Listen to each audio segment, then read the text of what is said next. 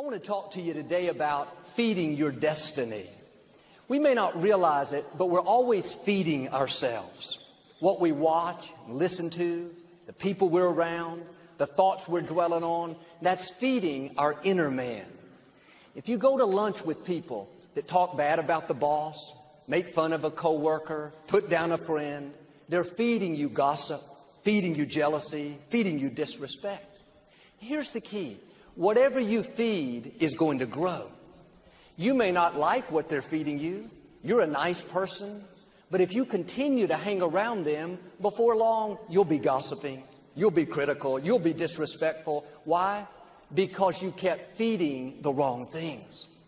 If you're always feeding negative thoughts, thinking, I'll never get well, I'll never meet the right person, you're feeding doubt, feeding mediocrity, feeding fear. A man told me how he spent years of his life on drugs and alcohol, and it had ruined his marriage, and he wasn't there for his children. Now he was so down on himself, so discouraged. What was he doing? Feeding the guilt, feeding the regret, feeding the blame. If you feed guilt, it's going to get bigger. If you feed fear, it's going to become larger. What if you spent that same energy feeding your faith, feeding your hopes, feeding your dreams? Yes, I've made mistakes, but Father, thank you that your mercy is bigger than any mistake. Thank you that I am forgiven. Quit feeding the negative and start feeding your faith. What are you allowing in your spirit? The people you're spending time with, the thoughts you're dwelling on all day, is that inspiring you, building your faith, pushing you towards your dreams? Or is it junk food, feeding you guilt, mediocrity, negativity, causing you to compromise? A friend of mine was diagnosed with a serious illness. The doctor put him on a very strict diet. He couldn't eat any sugar, any flour, any meat. It was only raw vegetables, nuts, grains, very limited. Now, I asked him if he was going to do it. He said, what do you mean, am I going to do it? I don't have a choice. My life depends on it. Today, I'm putting you on a new diet. Not physically, but for your inner man. No more junk food. No more dwelling on thoughts of worry, fear. I don't have what it takes. No more hanging around people that are feeding you negativity, causing you to compromise. No more guilt, condemnation. I'm all washed up. Your prescription is for faith food. Feed your hopes, feed your dreams, feed your confidence, feed your destiny.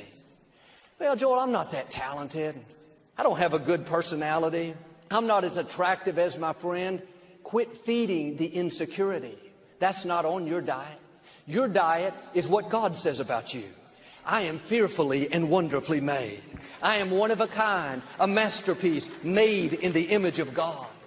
When you feed your value will get stronger. If you're dealing with an illness, I don't think I'll get well. I've had it so long. The medical report doesn't look good. You're feeding the wrong things. That's allowing the sickness to grow. Turn it around. Father, thank you that you're restoring health back into me. Thank you that the number of my days you will fulfill.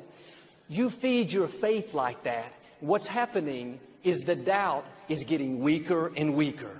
Before long, you'll starve the doubt. I have some flowers in my backyard. One summer, it was very dry. And of course, very hot here in Houston. And the sprinkler system couldn't keep up. So every afternoon, I'd go out and water those flowers with my hose. About 40 feet away, over in the corner, there were a bunch of weeds, a couple feet tall. I noticed a few weeks later, all those weeds had died off. They didn't have any water. My flowers were just as beautiful as can be. What you don't feed will eventually die. You may have some weeds in your life today. We all do. Weeds of guilt, weeds of negativity. Don't be alarmed by the weeds. Just don't make the mistake of watering the weeds. Don't give them any energy. Don't let them take up any space in your mind.